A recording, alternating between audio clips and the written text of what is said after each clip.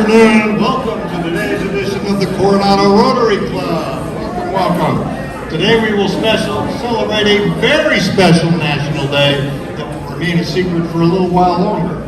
First, if we could have Haley Beard, our local Edward Jones rep, come forward and do the invocation of Pledge. How about now? Can you hear me now?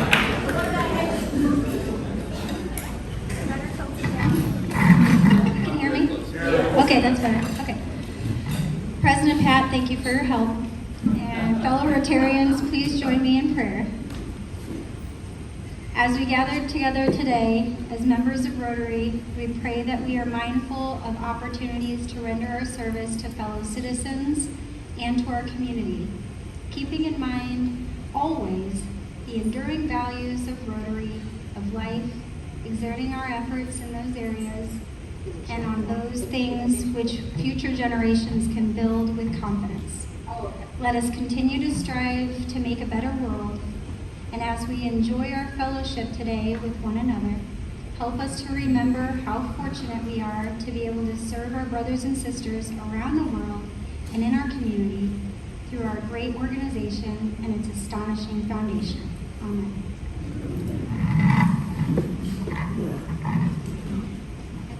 Allegiance to the flag of the United States of America and to the republic for which it stands, one nation, under God, indivisible, with liberty and justice for all.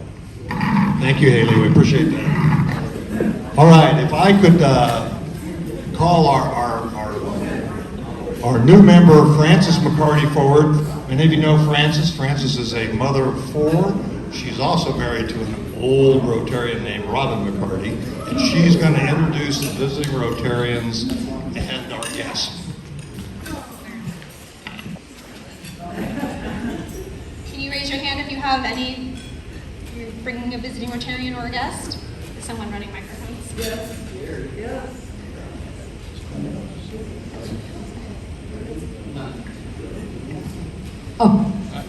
President. Sorry. Oh, sorry. We have Bob Mendoza over there from the San Mateo Club, and he just turned in his packet to join our club today. And my favorite son from Golden, Colorado, Neil Manuel. President Pat and fellow Rotarians, I have my favorite wife here, Rhonda Fleming.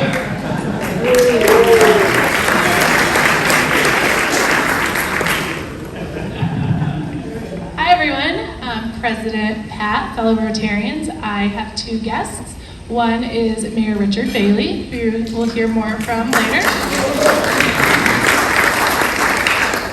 And I have a special guest, Emily McGovern, who is a digital transformative consultant, right? Something like that? Transformation. I don't know what that means, but she's great, and she's interested in our life. President Pat and members, this is my youngest, Eliana, and she is going to be a senior at Coronado High School. And Richard, she loves the outdoors and hiking and climbing. We'll see if you inspire her or turn her away from it.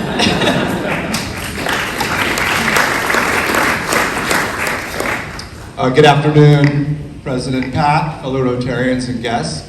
I have a guest here today who is a transformative husband consultant who puts up with all my nonsense. It's my lovely wife, Peggy. And I also have another guest, my good friend and neighbor, the esteemed Taylor Stockdale.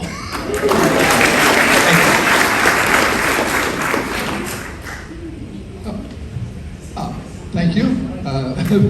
This is Marty Treat, and I have the pleasure of introducing my wife, Sue. She gets a little embarrassed when I do brag on her, but she was the first person to be an athlete, trainer, physical therapist, and also an orthopedic PA, and worked for me in my sports medicine practice for almost my entire career. Thank you. President Pat, fellow Rotarians and guests, my beautiful wife Nancy Strickland is here.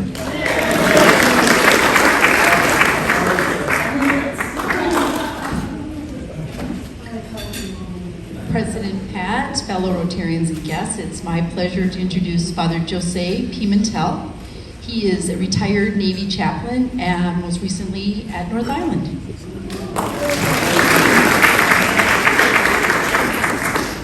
President Pat, fellow Rotarians, I have 3 guests today. My wonderful husband, Sig, and my niece, Miranda, who has just graduated from the Ohio State University. And she's going to go to graduate school to be a physical therapist, and Michael Moser, her very special friend. And Michael is one more semester, and he's going for a PhD in something that I don't understand.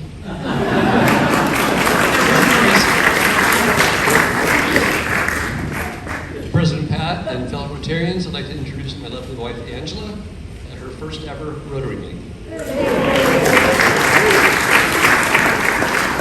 Thank you, Robin. Appreciate that. Very special. Welcome to all of you. We're glad to have. Oh, one more. I apologize.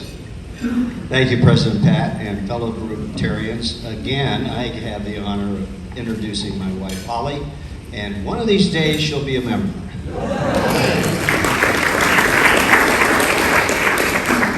Well, welcome, guests. We're glad to have you here. Very special.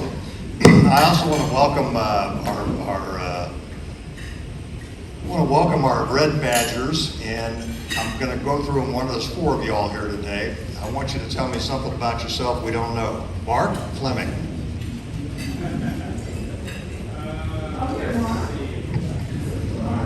Time's up. Perfect. I was adopted at birth. Very good. Yeah. Kevin Kenny. Where's Kevin?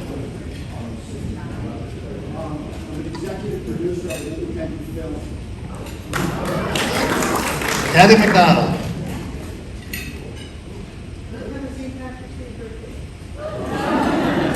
And Carol Young.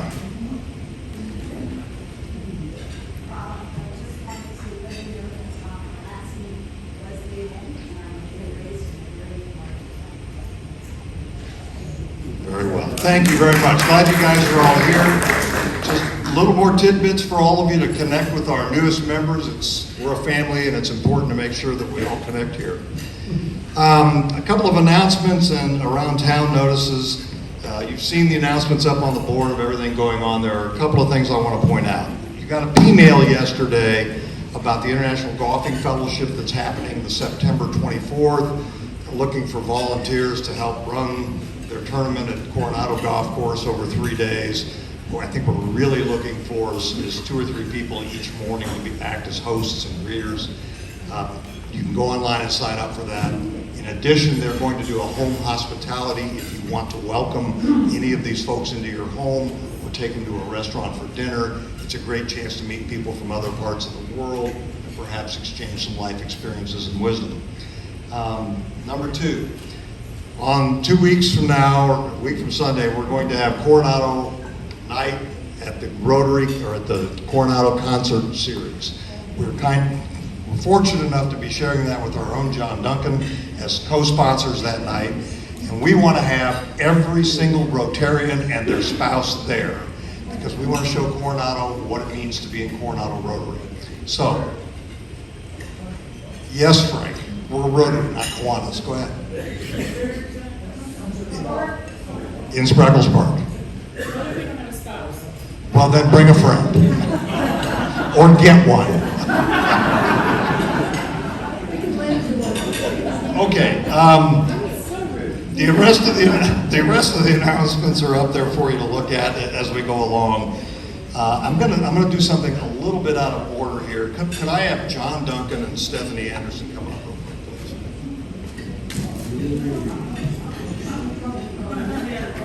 please? Well, I'll tell you what you did.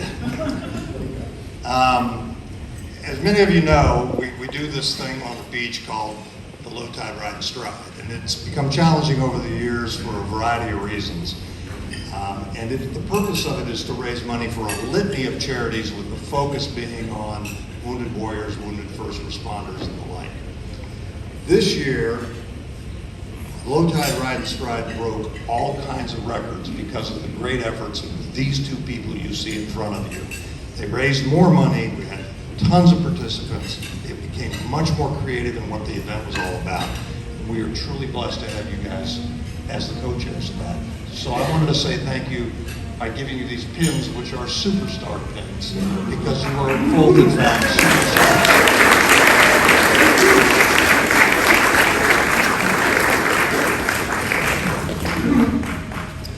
All right, Mary Taylor, you have the floor, and you only have the floor for 3 minutes. The timer is going. Well, except for, okay. So he invited me to have a quickie up here, and I thought, I think I'm just going to go ahead and sing. Okay, so I am here to do my blurb on the Coronado Rotary Chorale, and I'd like to say, do you know that there are some awesome health benefits to singing, including relieving stress, burning calories, building confidence, and promoting better breathing? It also supports your heart health. So, Joe, we are now going to sing together because we want to promote all those things. We're going to do a little round. Many of you who've been in Rotary a long time remember starting meetings off with a little song, so have at it, okay? I'm going to divide this room up. We're going to go from here over to there, and then from here, Johnson's back there, over to here, and we're going to do a round eventually. Let's sing this song. You know this song. Let's sing it through one time, and then you're going to understand what I'm saying, which is you sing, and then you start, and then you keep singing, and then you keep singing, and then we're going to end together. All will become clear. Watch this. We're going to sing it now. I'm going to sing it first. Ready? Make new friends, but keep the old. One is silver and the other gold. Ready? Make new friends, but keep the old. One is silver, but the other gold. One more time. Make new friends, but keep the old. One is silver and the other gold. Make new friends, but keep the old. Make new friends, but keep the old. One is silver, but the other gold. Make new friends, but the other gold. Make new friends, but the other gold. One is silver and the other. One last time. Make new friends, but keep the old. One is silver and the other gold. How's that for endorphins, my friends? Okay, now I have to talk fast so that I can explain a little bit about the Coronado Rotary Chorale, which began 2 years ago under President Luann's tenure. At her request. We are a group of music makers, merrymakers, and occasional rabble-rousers who just like to have fun. Go ahead and hit it, honey. Okay. We don't have a set of scheduled performances, but we do tend to pop up around holidays, special events. We average 2 to 3 performances a year. One of our first and most fabulous things, if I say so myself, was for DG Chuck Preto's visit in the fall of 2022. It turned out to be one of Chuck's last visits to our club. And I can say with certainty that we are all glad we chose to perform Leonard Cohen's Hallelujah, and what a wonderful world for him at the Coronado Yacht Club. We sang for Chuck at the CYC that day with the wonderful Marilyn Reese on keyboards. Yes, now she's here today. Let's give her a hand, Marilyn. She started us off. Recently, we've had Sally Greenleaf accompanying us. Now, Sally is not a Rotarian, but she embodies service above self in donating her serious piano skills to our merry little band. And she is the talented wife of our kind of newish, but fine Rotarian, JT Greenleaf. I don't know if he's here. JT, you here today? No, but anyway, I'm giving him a mental round of applause. And we are super lucky that we have such a professional musician upping our game. These days, you can usually catch our act down here at the CCYC because they have that fabulous grand piano out there, and it saves us from having to lug our keyboard along with us, which we now have also as part of our thing.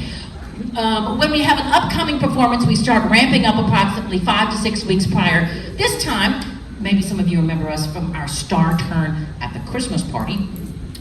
We started practicing only like 4 weeks ahead of time because they were familiar songs. But we usually rehearse about once a week for an hour to an hour and a half, usually at my house, mostly on Tuesdays around 5 p.m. if we're preparing for a performance.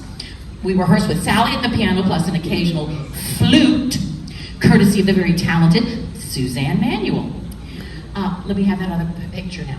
The Coronado Rotary Chorale is always on the lookout for new members, my friends. However, our standards are extremely high. Number 1, you must enjoy singing. Number 2, you have to be willing to be silly every now and then. Number 3, you must happily appear in public wearing goofy hats, feathers, light-up items, and the occasional beard. And number 4, your great sense of humor is required to be on display at all times. So, please, Joe, anyone interested in joining our happy little group can talk to me, call me, or text me, and we, my friends, will welcome you with a song in our hearts. Ta-da! Very good, Mary. Did you say good breathing or good breeding? Which of those did you say?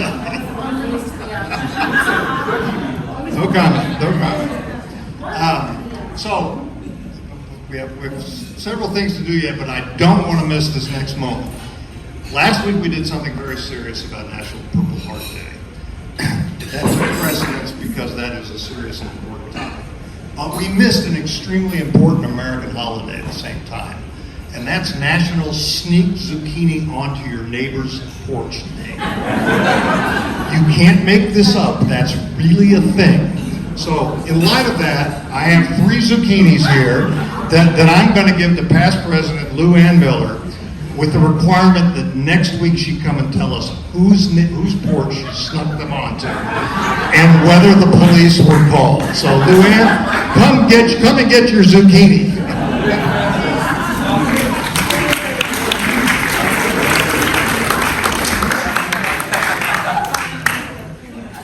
Okay, Suzanne Popp, former president of Coronado Rotary and the first female president of Coronado Rotary.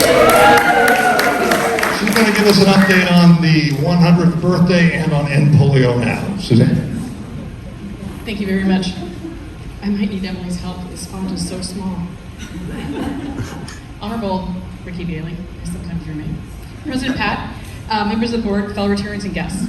No, polio is not eradicated. There are still cases in Pakistan, Afghanistan. As of late July 2024, there have been 127 cases of vaccine-derived polio virus reported in Nigeria, Yemen, and Guinea. The oral polio vaccine contains a live but weakened virus strain that can actually mutate and in rare cases cause polio, especially in areas that have low vaccine rates. Think about those children in the U.S. that are not vaccinated against polio, just a plain flight away. Because of the risks of oral polio vaccine, there's a movement to move to an inactivated vaccine that cannot mutate or spread. But of course, it's more expensive. It looks like a spiky Band-Aid. I've seen a prototype. So what does polio mean to me? I had an uncle, Uncle Charlie, my grandfather's brother, who always walked with a limp. He had polio. He never complained. He was a dear man. I learned about polio in dental school, but we were led to believe that it wasn't a threat in the U.S.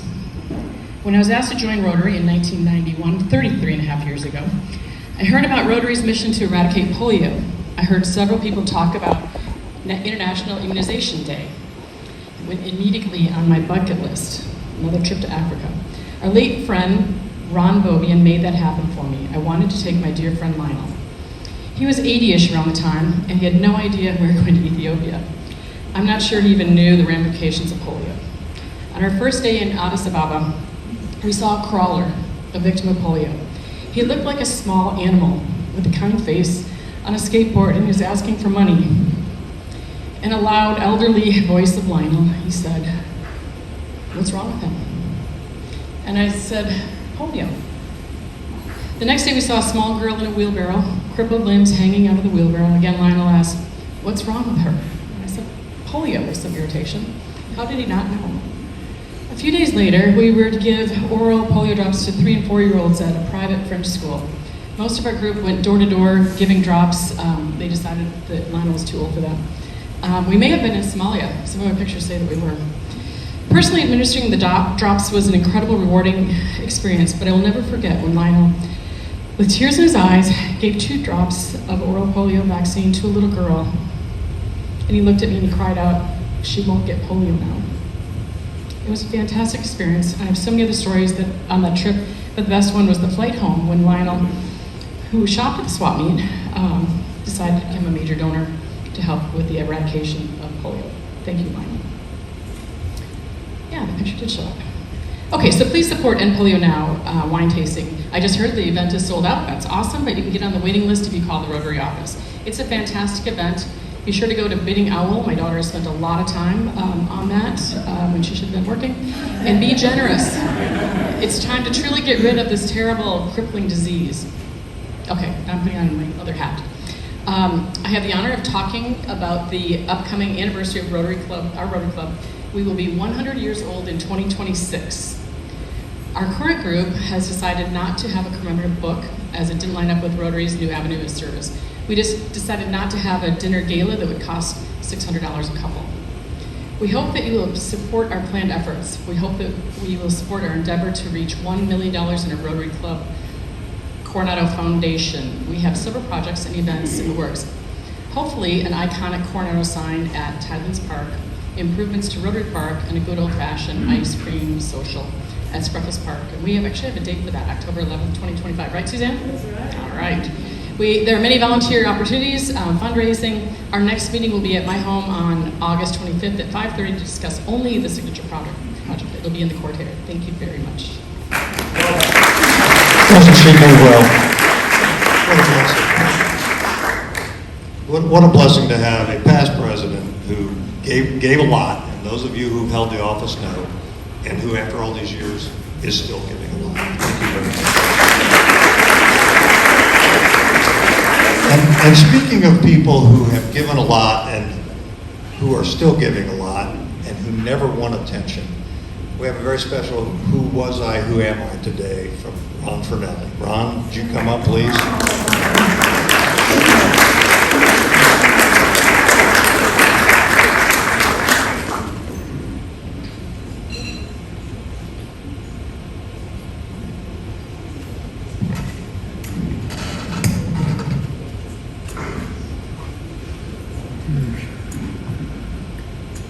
Thank you for those kind words, President Pat.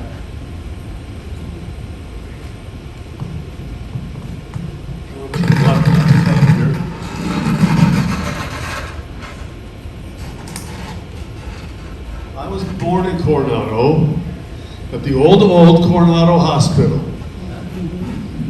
Where was that? It was on Orange Avenue, a little building on the same block as McPee's is now. There's still a few of us around, and one of them was a member of this club, actually. Anyway, I grew up here, obviously, graduated Coronado High School in 1960, Pomona College in 64, UCLA Law School 67, practiced law here for 22 years, had a life change, moved into teaching, high school, juniors, and seniors, U.S. government, and history at Marian Catholic High School. My wife, Betsy, is an Ohio girl, and she moved with her family out west to San Bernardino when she was 8 or 9.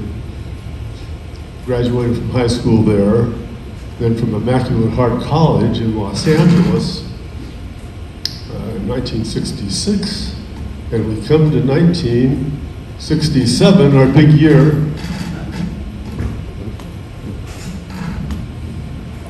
You got it? Is that a wedding couple? Our big year, we met in February, married in December. The kids came right away, 3 of them in 3.5 years. Hit the pause button, and one more boy. and 4 years later. Fast forward to 1985 or so, you see our oldest John in the rear center. Okay. Are we on the right one? Oh, back to the first slide. Okay.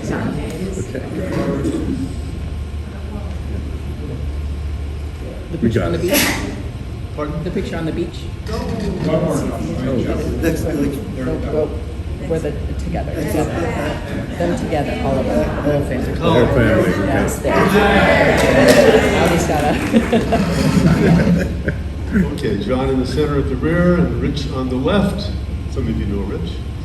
Teresa on the right, a lot of you know Teresa. And Tony, the little one, he's not so little anymore. And sadly though, we lost John to Hodgkin's disease in 1992. But we are thriving and prospering. The other 3 children. Yeah. On the beach. On the beach, okay. There's Rich Vernetti and his family. Rich is a web page designer and a marketing manager for SealFit. SealFit is an outfit for those of you who are interested in pushing and punishing your bodies to see what your limits are. And not so much for the folks in this room, but there's quite a market out there for this. He's married to Cindy, and their children are Wilder, 17, and Violet, 13. Do we have a single woman up there? Teresa. That The one by is herself. Teresa. She lives in North Park. She's a dental hygienist. I see at least 4 of her patients here today. 5, 6. Okay, good. You know Teresa. And then we have Tony.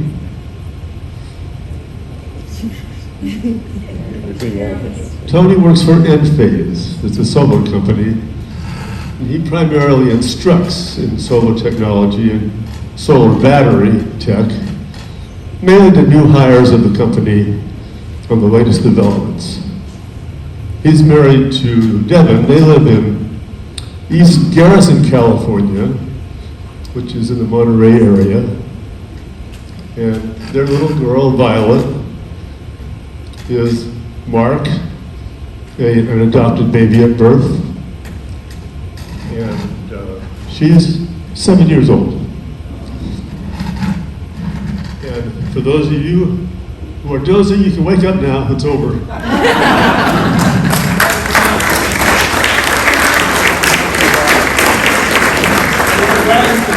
Thank you, Ron. I think most of you know what a dedicated public servant Ron's been to the Coronado Rotary Club over the years. And I think it's helpful for those of us that are new to know a little bit of his background. I didn't know there was a hospital on Orange Avenue ever, so it's really interesting. Thank you. Rainier, you wanted a minute to talk about membership.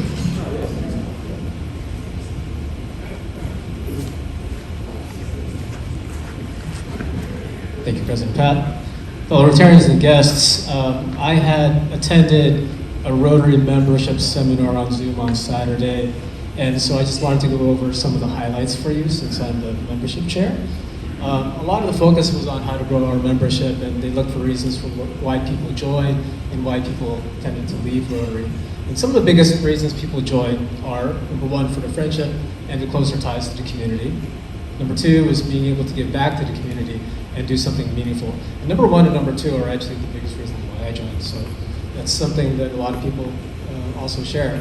But one thing that wasn't mentioned that's also important for the younger members is the networking aspect and to help build one's career. Many of you may remember our former member, Mariah Gillespie, and that's something that she highlighted in one of her presentations for one of the reasons that millennials and the younger demographic tend to join Rotary. Now, one of the biggest reasons people leave Rotary, sometimes they experience just a lack of impact, or it was either too expensive and it can take up too much of their time, And probably the most important one was the lack of connection some people felt.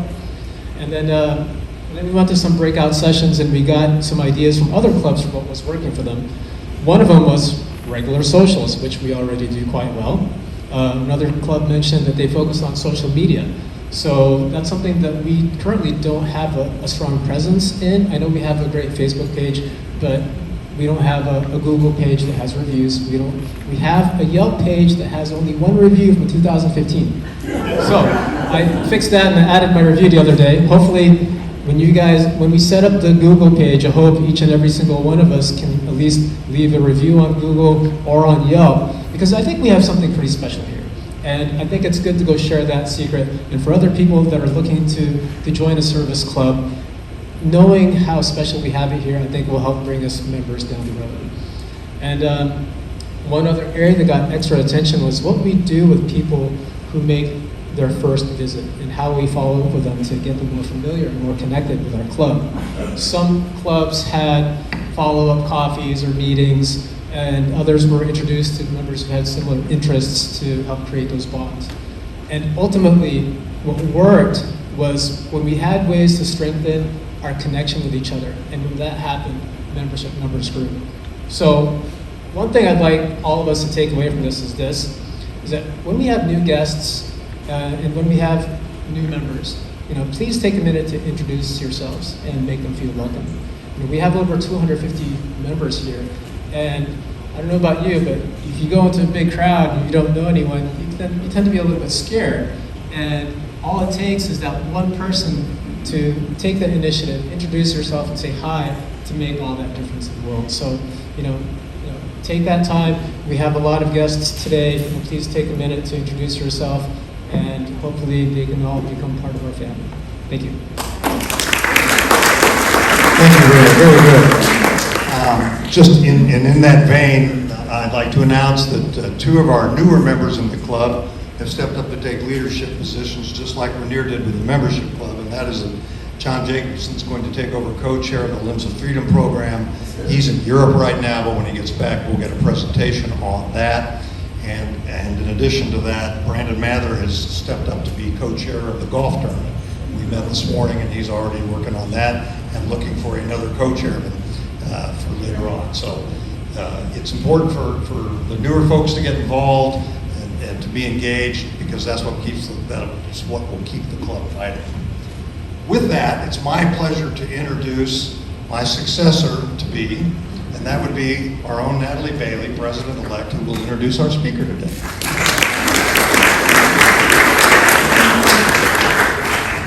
Finally, my turn. I'm very honored to introduce today's guest, Richard Bailey. I should have this memorized by now, but I don't. Born and raised in San Diego, Richard graduated from Cal Poly San Luis Obispo with a degree in business finance, and later graduated from the University of North Dakota with a Master of Science in Applied Economics. He began his career working in corporate finance for Goodrich Aerospace, but apparently found a better paying job in 2012 when he was elected to the Coronado City Council. In 2016, at the age of 30, he was elected as the 51st mayor of Coronado, becoming the youngest mayor in the city's history. He was then re-elected as mayor with 99% of the vote in 2020.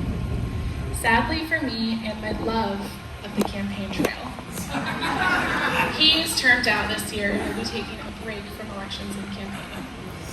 But we're not here today to talk politics. There will be plenty of that in the upcoming months.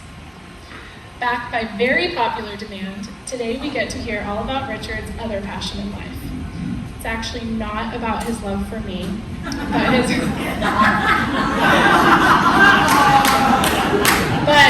love of climbing tall mountains and leaving his girlfriend alone for weeks at a time. Please welcome Mayor, Mountaineer, and what he's best known for, my very handsome boyfriend, Richard Bailey.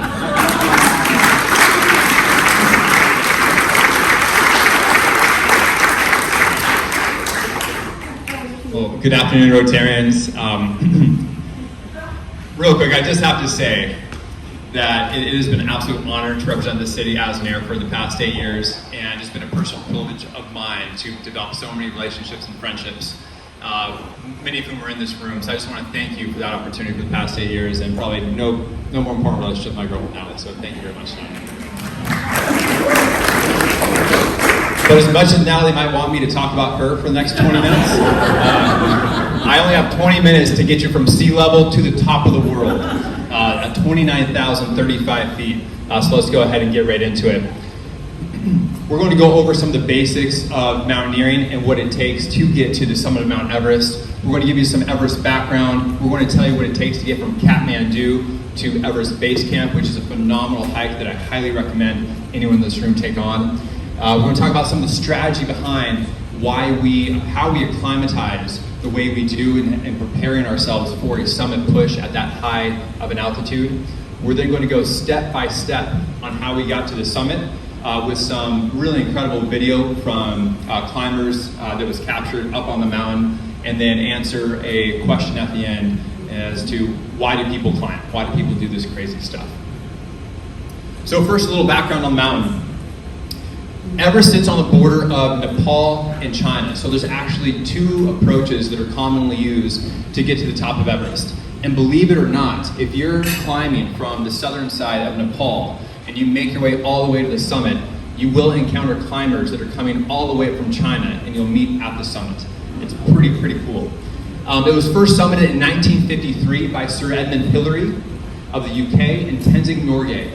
And they're pictured here on the slide. What makes this relationship so special is that people had been attempting to summit Everest for nearly 50 years, but without any success. Sir Edmund Hillary was one of the very first mountaineers that recognized the importance of utilizing the local Sherpa community, not as just people to handle your gear, but as guides to lead from the front. And so Sir Edmund Hillary and Tenzing Norgay developed this really special relationship that lasted a lifetime.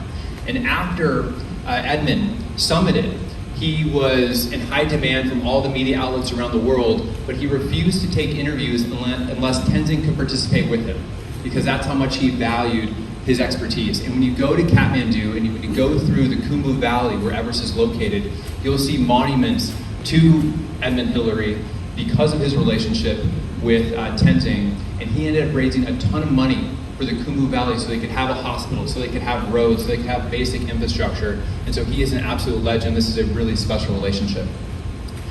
Since 1953, there have been a total of 800 Americans that have summited Mount Everest. Some of those have summited multiple times. This season, we have approximately 450 permits that were issued to climbers from around the world to attempt to summit Everest this year. We ended up having about 250 climbers that reached to the top, and the average expedition time varies somewhere between 30 and 45 days. So it is a pretty big time commitment. Next slide, please. All right, so let's talk about some of the basic preparation. This slide here shows a lot of the gear. You have about 75 different pieces of gear. Not all of them are absolutely essential, but they're all very important. I have brought some of the gear that was with me at the summit. Pat has promised me he's going to fit in that summit suit at the end of the presentation, but you're all welcome to go take a look at that. From a physical preparation, you'd be surprised at how little physical preparation you need. I'm not saying it's not a lot, I'm just saying it's probably less than you might think. On our climb, we had, on our particular team, for example, we had 7 individuals. 6 reached the summit. We had 3 men and 3 women. If you were to look at the men, they were kind of built similar to me. You had a lot of marathon runners, triathletes, and then when you looked at the women in our group, we had one that was a princess from Qatar, and she worked at a desk job. We had one that was a daughter of a high-ranking Iranian government official, and she would sit outside her tent all day and just smoke cigarettes. I kid you not. And then we had another woman who was an accountant from the UK. The reason I bring this up is because if you looked at the 6 of us that summited, you probably put your money on that it was the 3 men that summited first. It was not. It turned out all 3 women summited before the 3 men. And that's because there is a baseline athletic threshold you need to summit, but beyond that, the marginal benefit diminishes pretty quickly. So even though all 3 men could probably win in a marathon and a triathlon against the 3 women, It was the 3 women that took a very slow and steady approach, and they were able to get through all the pain to get to the top before the 3 men. From a mental aspect, I have to tell you that as difficult as it was physically, mentally it was far more challenging. And the reason it was far more challenging is because you're on a glacier for 30 to 45 days away from your loved ones, living in freezing conditions. You're not eating the best, you're not sleeping the best, and there's always kind of this constant risk of death. So from a mental standpoint, it was even more challenging than the physical aspect. Next slide, please. All right, so if you approach Everest from the Nepal side, so the south side, you'll land in Kathmandu. You'll spend about 2 nights in Kathmandu, and what you're doing in Kathmandu primarily is you're doing a gear check. The very first thing that your guide leaders will do is they'll unpack all of your stuff and they'll go through every single piece of gear you have, because as you might imagine, if you're missing a piece of gear on the summit of Everest, you're probably going to lose a finger, a toe, a hand, a foot, or unfortunately your life. So they do a very rigorous gear check. Once that's complete, you're going to take a helicopter to this little Himalayan town called Lukla. What makes Lukla one of its claims to fame is that it is the most dangerous airport in the world because it's nestled within the Himalayas. So just getting to the airport is a bit of a challenge. Once you're in this little Himalayan town, the only way to get to Everest Base Camp is to hike 40 miles over the span of about 8 days. Now, you might be asking yourself, well, 40 miles over 8 days, that's only 5 miles a day. Why does it take so long to hike that far? And the reason is because you go from an altitude of about 10,000 feet in Lukla to 17,500 feet at Everest Base Camp. Now, the change in altitude, just to give you guys some perspective, at base camp, there is 50% of the level of oxygen as there is here at sea level. And so you have to take just little incremental steps to give your body a chance to adjust to that change in altitude. These pictures are from our Trek to Base Camp. Once again, this is a hike that I would recommend to anyone. Natalie and I, we did this hike back in 2021. It is not treacherous, it's not perilous. You can do it in your trail hiking shoes, and there's nice little accommodations around the way. It is cold. That is the only catch. Next slide, please. All right, so once you arrive in base camp, and this is a picture of base camp from either 2024 season or 2023 season. You're at 17,500 feet, and I can tell you, when you first walk into base camp from this 40-mile, 8-day hike, you feel the altitude. You're huffing and puffing, and you're not moving that fast. Base camp is stretched out over 1.5 miles, and over that 1.5 miles, you have about 450 climbers. You have roughly 1,200 support staff, including Sherpas. And these individuals are from approximately 90 countries. So it is truly the United Nations of mountaineering. And it's a really remarkable experience to be at base camp, to be within the Khumbu Icefall, and to actually see Everest. That was a pretty remarkable experience for me, at least. And to be able to meet people from all over the world. Next slide. All right, so let's talk about a rotation strategy. As I mentioned, when you go from sea level to base camp, you're going from oxygen down here to 50% of the oxygen at base camp. At the summit, it's actually 1/3 of the oxygen.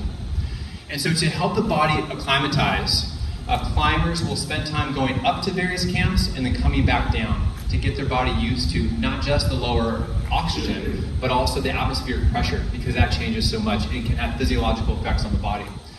So on Everest, we have 5 camps. We have base camp at 17,500 feet. We have the next camp, Camp 1, which is at about 20,000 feet. We have Camp 2 at 21,500 feet. We have Camp 3 a little bit higher at 23,000 feet. Camp 4 at 26,000 feet, and then the summit at 29,000 feet. Each one of these camps you spend some amount of time at, and then you come back down the mountain.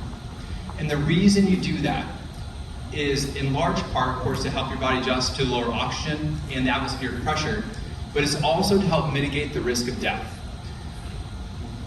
You're not actually on oxygen. You don't start sucking oxygen until you're at Camp 3, which is 23,000 feet. Once you're at 23,000 feet and you start moving up the mountain, and you're moving up the mountain with oxygen, one of the greatest risks you face is if that oxygen system freezes. And so if you were to, say, try to go straight from base camp up to the summit, You could, in theory, do that, especially if you were on oxygen. But if you attempt to do that and you have not properly acclimatized and your oxygen system freezes when you're on the summit ridge, a couple hours away from the summit and about 12 hours away from safety back below you, if your oxygen system freezes, you're dead. You'll become hypoxic within a few minutes and you will not survive.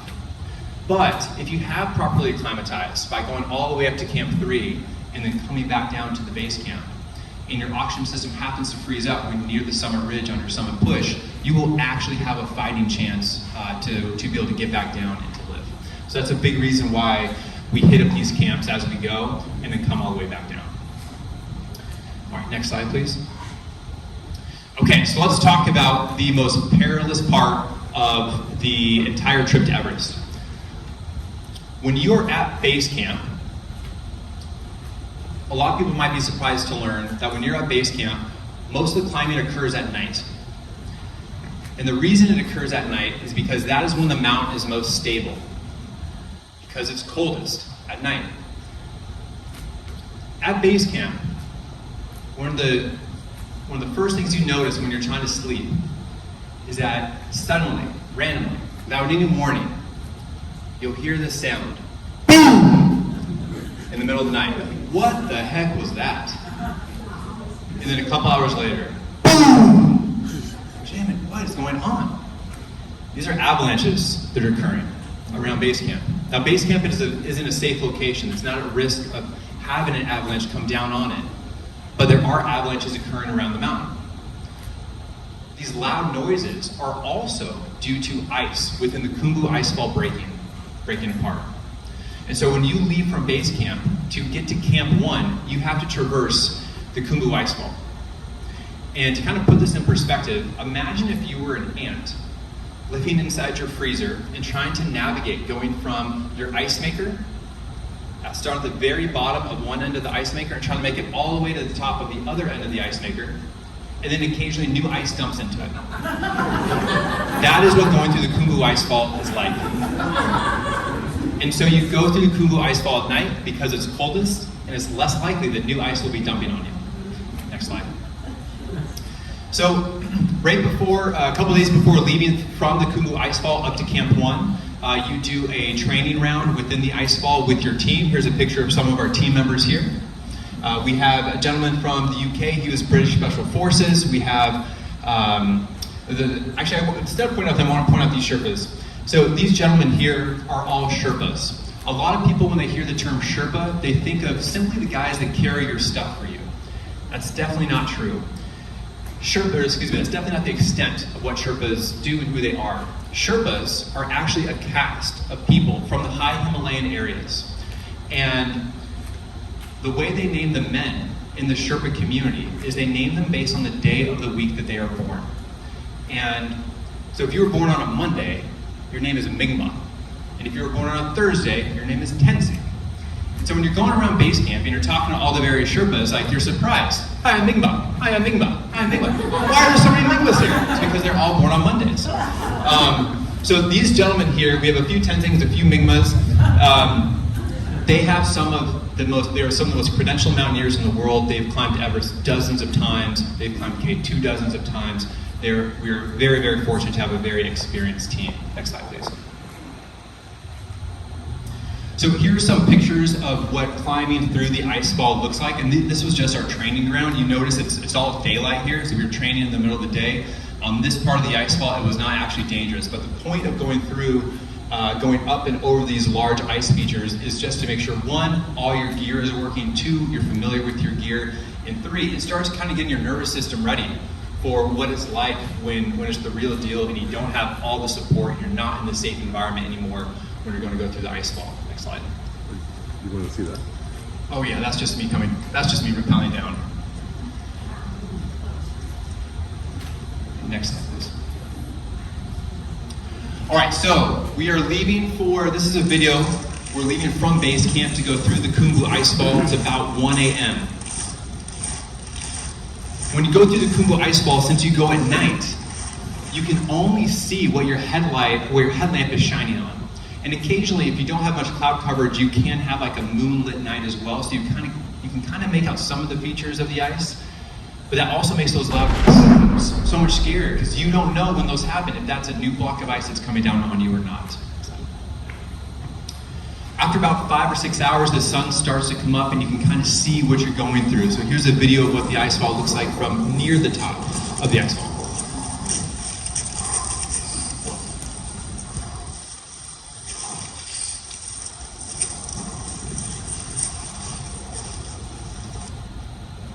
Next slide, please.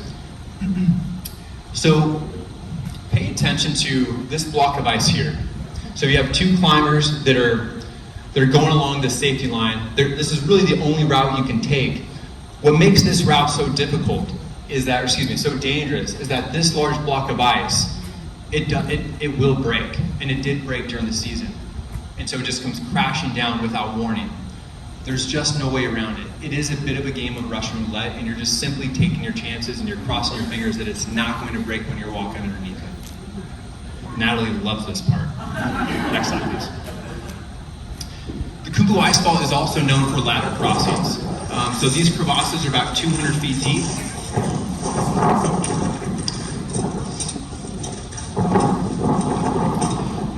The ice fall is constantly changing. So these crevasses you see here, when we started climbing, they were maybe 6 inches wide. So you don't need, obviously, a ladder for something that's only 6 inches wide. But as the season progresses, everything melts and everything starts to shift. So then these crevasses go from 6 inches wide to 4 feet wide to this one is about 18 feet wide. These ladders, I think this is at least 2, maybe 3 ladders. As you can see, it's not the most stable thing in the world. And the last thing you want to do, though, when you're with your group, is to fall into the crevasse. You are on a safety line, so assuming the ice anchor holds, you will still be alive, but it's very, very embarrassing when you're the guy that falls off the ladder. Next slide. Now, sometimes they don't have a ladder that has been installed yet, and so you kind of have to just make a very long lunge to get across these crevasses. This is a little intimidating, and that little chip of a piece of ice you see, it is really just a tiny little piece of ice. And you're kind of hoping it doesn't break, because it's challenging to get up and around. He ends up making it. He was just fine. Next slide. All right. So then the very last feature of the ice wall is this. The very last feature of the ice wall is this thing called the ice wall. And it's about 30 to 40 feet high. It's just a pure vertical wall, and you can see that there's a long queue there. In this particular picture, we had about 75 climbers that were waiting to get up this wall of ice. And a lot of people, when they think of Everest now, they see some of the pictures and they're like, oh, there's so many people up there. You must always have these lines. You only have lines at features like this, where it's technically and physically very challenging to get up. If you know what you're doing, you can get up this wall of ice in about 1.5 minutes, 2 minutes. If you don't know what you're doing, it'll take you about 25 minutes to 30 minutes, and that's what causes these queues to form. Next slide. All right, so here we are at Camp 1. I think this might be a video. No, it's not. No? Okay, go to the next one. Oh, no, it isn't. Sorry. So we make it through the Kumbu ice fall in about 6 to 7 hours. We arrive at Camp 1, and it was absolutely beautiful weather. Camp 1 is nestled just above the Kumbu ice fall, and this is where you start sharing tents. So you go from 1 person in your tents at base camp, to now we have 2 people. Next slide. As soon as we arrived at Camp 1, we had a storm come in. So we had to stay in our tent for 24 hours. You can kind of get a sense for how loud it was. It was like a freight train was going by for 24 straight hours. It was nearly impossible to sleep. Next slide, please. And the next day was perfectly beautiful again, and we began our trip up to Camp 2. Next slide. So Camp 2 is a little more built out than Camp 1. Next slide.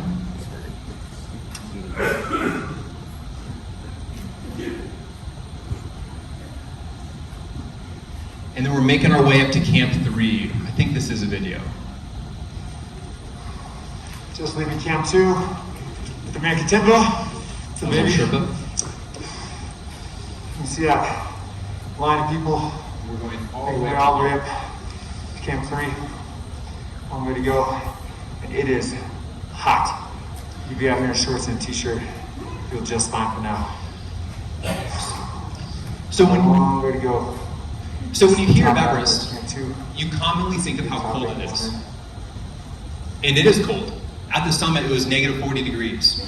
But when you go from Camp 1 to Camp 2 and Camp 2 to Camp 3, you're almost in this like fishbowl where you have all the snow and ice that surrounds you, and if you have no cloud coverage, the sun, when it beats down on you, you basically become, you're in almost like a magnifying glass with all the reflection of the sunlight forcing back at you. It's not uncommon to actually have sunburns in your nostril because of the way the sunlight reflects off the snow. And it was so hot on this day, you could easily get away in just shorts and a tank top. Next slide. We have about 2 minutes before we're at the top of the world. All right, Lhotse phase. So this is a 60-degree angle going from Camp 2 to Camp 3. It is just a wall of ice. Next slide. This is where it starts to become pretty difficult.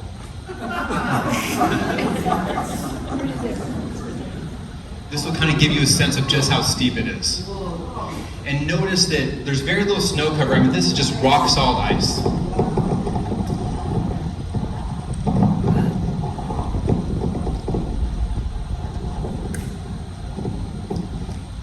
Next slide, please.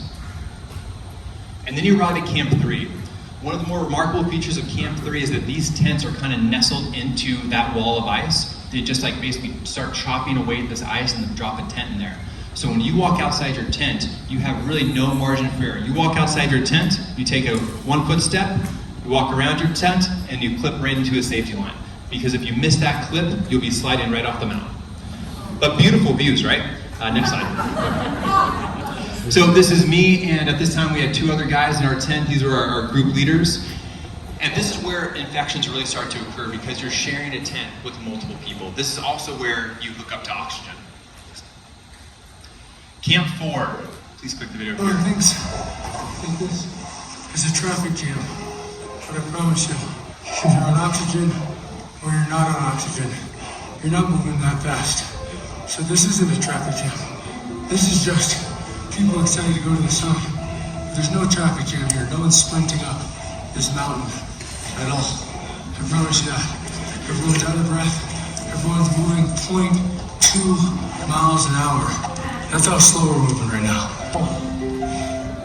Come over here and try to run up Everest. If you think this is a traffic jam, you can move faster. Everyone thinks. So this video was taken by a friend of mine named Devin. He's a world-class, world-famous athlete. And he really kind of drives home the point here that no one is moving fast. And so even though you might see pictures in the media indicating that there's like these long lines on Everest, the fact of the matter is you're rarely ever held up in a line.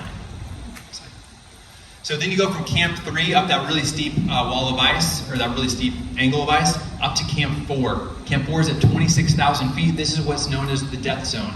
It took 12 hours to go from Camp 3 to Camp 4. They throw you in a tent with 5 other people, and you are so exhausted at this point, you just don't mind. You actually appreciate the warmth and the touch of someone else. You get into Camp 4 and they tell you, all right, rest up, we have 4 hours until we leave for the summit. So you've just been moving for 12 hours, they tell you we have 4 hours of rest and then we're going to leave for the summit because you're leaving in the middle of the night. Next slide. This is what the image looks like when you step outside of your camp on Camp 4. You can see that people are already making their way up to the summit. If you are a slower climber, you might leave at 6 p.m. or 8 p.m. the day before you're expecting the summit. If you're a bit faster, they have you leave later in the night because they want everyone to kind of be at the summit within a few hours of each other. Next slide. This is a view from the balcony en route to the summit. This is our first glimpse of sunrise. Should be a video.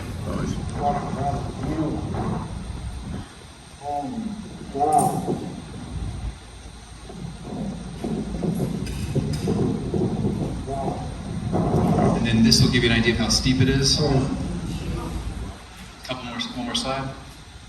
Now this is, in my opinion, the most badass picture I've ever taken. So I'm just going to lead off with this in all my future job applications. This ridge here, the kind of joke of this ridge is you have like a 5,000 foot drop off to Nepal and like an 8,000 foot drop off to China. So the joke is if you're going to fall to your right because then you'll live longer on the way down. Next slide. This is along the summit ridge.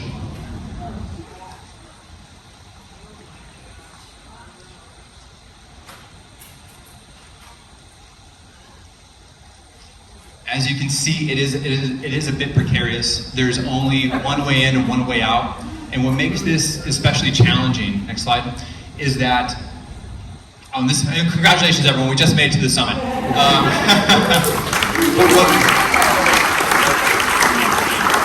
What makes that summit ridge especially challenging is that because there's only one way in and one way out, people that have already summited, climbers that have already summited, that when they're on their way down, they're trying to go down and you're trying to go up. And so that can create a bit of a traffic jam and bottleneck. And unfortunately, if you try to clip and unclip around people, that is when accidents happen. And we did have an incident this year where part of the summit ridge broke off while there's about 12 people on there. 2 people were not clipped in because they were presumably in the middle of trying to reach around a fellow climber to go up as those climbers were going down, and they did fall to their deaths. Next slide. After we spent about 5 to 10 minutes on the summit, then we started making our way down. It took 33 days to get to the top, took 5 days to get down. Unfortunately, I was very, very, very ill. I had 3 different infections and dropped 25 pounds over the 7-day summit push. So this is what a picture of a happy summiter looks like. I was hurt. I was definitely hurt pretty bad. And so, thanks for coming to the top of the world with me. I know we're right on time here. My apologies. Oh, last thing. Why do you climb? This particular quote really jumped out at me, so I'll conclude with reading this quote. So why climb? I know of no better life purpose than to perish attempting the great and impossible. The fact that something seems impossible should not be a reason not to pursue it. That's exactly what makes it worth pursuing. Where would the courage and greatness be if success was certain and there was no risk? The only true failure is shrinking away from life's challenges. Thank you all.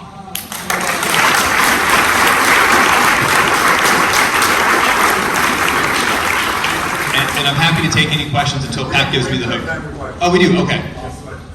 Yes. Why find people in a tent and get that high?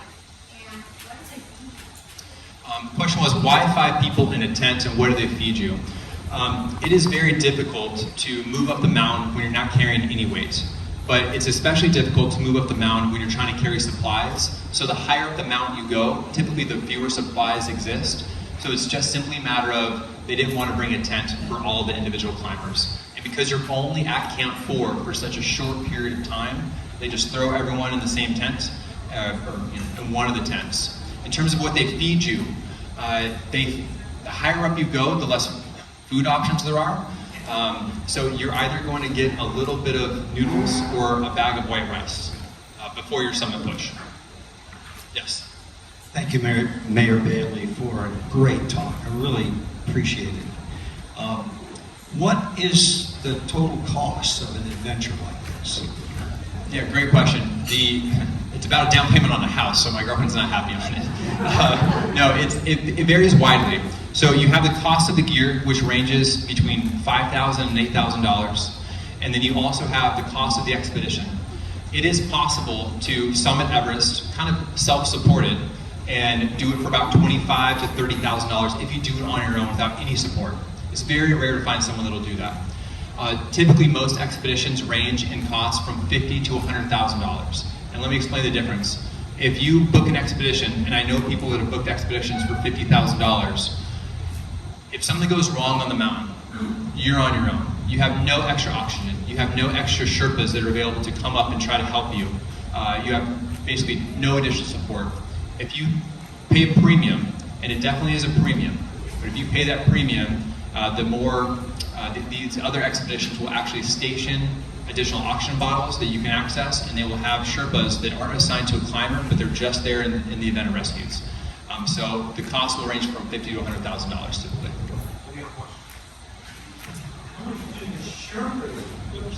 How much do the Sherpas actually get paid to go up there? Yeah, great question. So of that $50,000 to $100,000, the Nepalese government takes about $15,000 for the permit. And then there's 3 different types of Sherpa. There's Sherpa that are certified mountaineers. They will actually receive about $20,000. Then you have your Sherpa support team. These folks don't have the credentials of a mountaineering guide, but they do have a lot of expertise. Their English might be challenged, but they will typically get paid around $5,000 to $6,000. And then you have the porters, and these are people that kind of support you at base camp and carry up a lot of the supplies to base camp, they will get paid probably around $1,500. And I'm happy to stick around to answer any questions. We got the look from Pat. Thank you all very much for having me. What a great program. What a great program. The mayor said he's glad to stay and answer any questions anybody else might have. In the meantime, go forth, be kind.